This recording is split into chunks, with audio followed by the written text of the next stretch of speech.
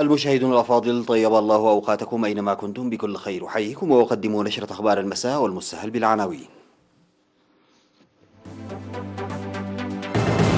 إصابة مواطنان بفيروس كورونا. جهود لتكاثر أبقار الألبان المختارة في إقليم القاش بركة.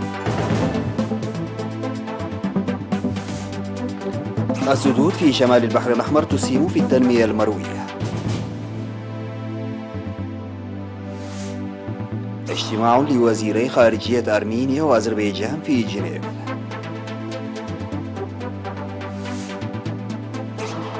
نصف مليون إصابة بفيروس كورونا في يوم واحد.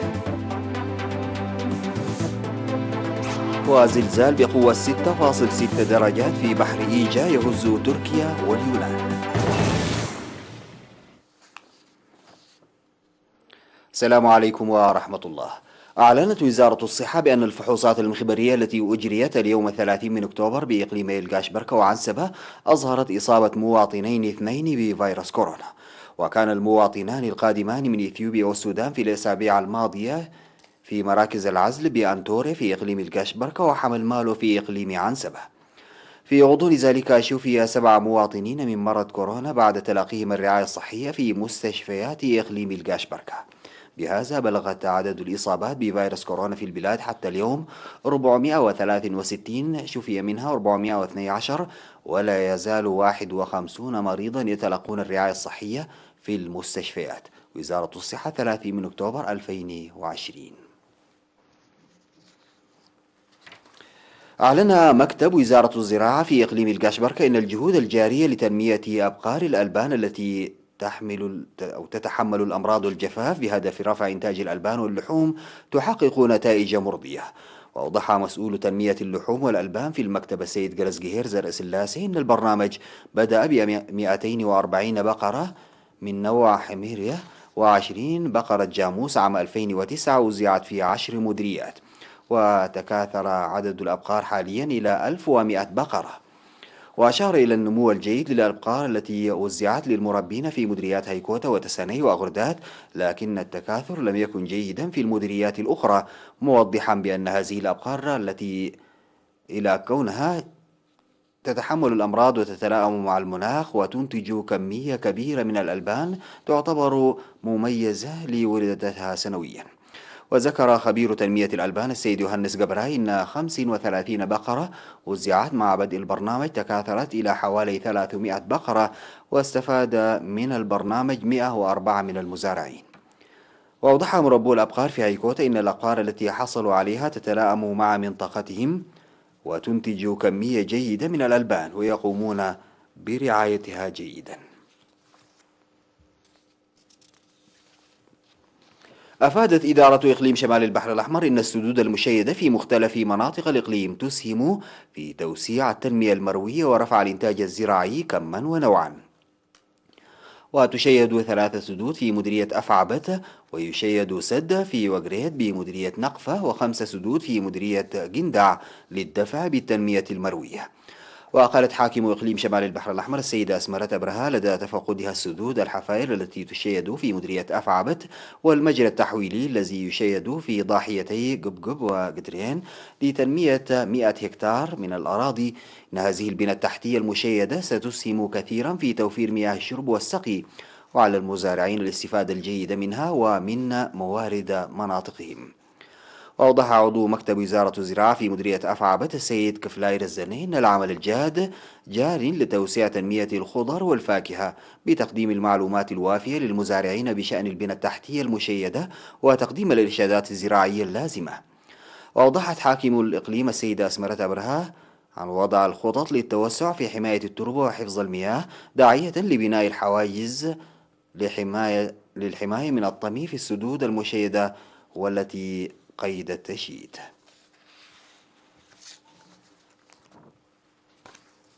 تسهم مؤسسات الخدمات الاجتماعية المشيدة عبر مراحل في تحسين الحياة المعيشية لسكان بلدة عريتاي حاضرة مديرية هبرو في إقليم عنسبة. وعبر السكان عن ارتياحهم الكبير لمد التيار الكهربائي من مدينة كرن إلى بلدتهم الذي أحدث تطورا ملموسا في مناطقهم وطفرة نوعية في حياتهم المعيشية، إضافة إلى خدمات المياه والتعليم والصحة المقامة سابقا. وأوضح مسؤول التخطيط في هيئة الكهرباء بإقليم عنسبة الشاب داويد راكا لوكالة الأنباء الإريترية إن أعمال المد الجارية بطول أكثر من 65 كيلومترا بين حاضرة الإقليم مدينة كرن وهابرو تشتمل على تركيب أعمدة ومد الأسلاك الكهربائية، وقد اكتملت تلك الأعمال وبدأت عملية توزيع العدادات. وأشار الشاب داويد إلى استمرار أنشطة مد التيار الكهربائي الجاري في المديرية عبر مراحل في ضاحيات قارعوبل وقلت وفلفله. من جهتهم عبر المهنيون المشاركون في العمل أن الجهود الجارية لإكمال مؤسسات الخدمات الاجتماعية لتحسين الحياة المعيشية للسكان تخلق لهم الارتياح، مشيدين بالدعم الكلي المقدم لهم عن طريق سكان تلك المناطق. وأوضح مدير بلدة عريتة السيد إبراهيم أحمد إن البلدة تحصل على مؤسسات خدماتية تشمل المدارس من رياض الأطفال وحتى المرحلة الثانوية ومستشفى عمومي ومؤسسات تجارية، مشيرا إلى نهوض تلك الخدمات إلى مستوى أفضل مع بدء خدمات التيار الكهربائي في البلدة. أفاد سكان بلدة قلعلو بأن مشروع مياه الشرب الصالحة المشيد في وسط بلدتهم بتكلفة بلغت 5 ملايين نقفة ساهم في تحسين حياتهم المعيشية. وأوضحوا لوكالة الأنباء الإريترية استخدام السكان والمواشي من مصدر شرب واحد، إلا أن الحكومة اتخذت خطوة لإيجاد حل جذري للمشكلة، ما أدت تلك الخطوة إلى إنشاء مشروع لخدمات المياه متكامل يقدم خدمات شرب صحية. وقال السكان إن المياه الصالحة أساس جيد للضمان الصحي، وقد ساهمت الخدمات الجيدة في رعاية صحتهم واستقرار حياتهم المعيشية. من جهته أشار مدير مديرية قلعلو السيد محمود إبراهيم إلى أن المشروع يلعب دورا كبيرا في الوقاية من الأمراض التي تحدثها المياه الملوثة، ويجري العمل لضمان استمرارية خدمات المشروع. ويشتمل المشروع على مد أنابيب بطول كيلومترين من البئر إلى وسط البلدة، وخزان يسع 500 برميل وثلاث نقاط للتوزيع. سادتي، نتوقف مع فاصل قصير ونعود لمواصلة الأخبار.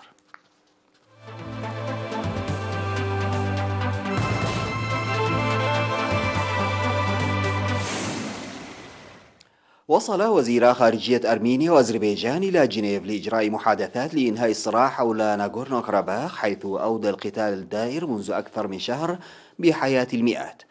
وقال دبلوماسيون في المدينة السويسرية لرويترز إن من المقرر أن يجتمع الوزيران مع مبعوثين من فرنسا وروسيا والولايات المتحدة، وهي الدول التي تشارك في رئاسة مجموعة مينسك التابعة لمنظمة الأمن والتعاون في أوروبا المكلفة بتسوية الصراع الذي تصاعد في الأيام الماضية.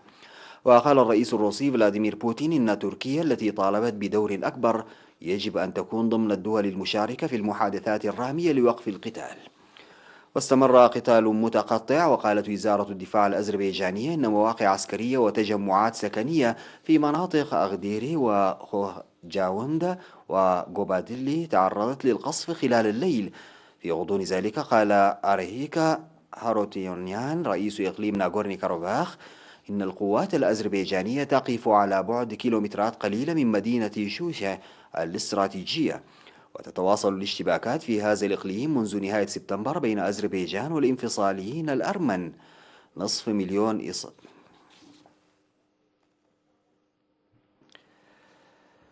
حصيلة قياسية للإصابات بفيروس كورونا في مختلف أنحاء العالم، إذ وفقا للأرقام المعتمدة عالميا فقد تم تسجيل نحو نصف مليون إصابة بالفيروس.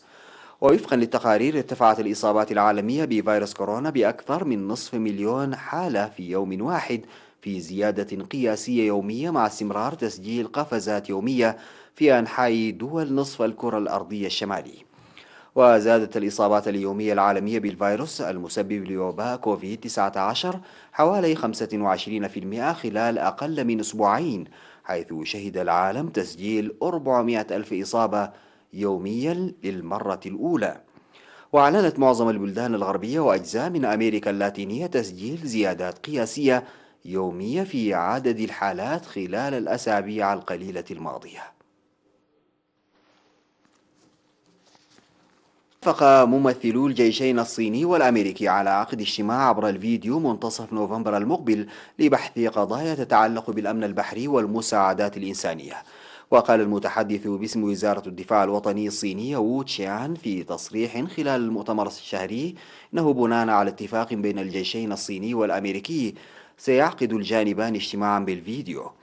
وستناقش الاجتماعات لمناقشة المساعدات الإنسانية والإغاثة من الكوارث في منتصف نوفمبر المقبل، مشيرا في الوقت نفسه إلى أن الجانبين سيعقدان أيضا مؤتمرا بالفيديو حول الأمن البحري. انتهى سادتي نشرة أخبار المساء قدمتها لحضراتكم من الفضائية الإريترية. شكرا لمتابعتكم، السلام عليكم ورحمة الله تعالى وبركاته.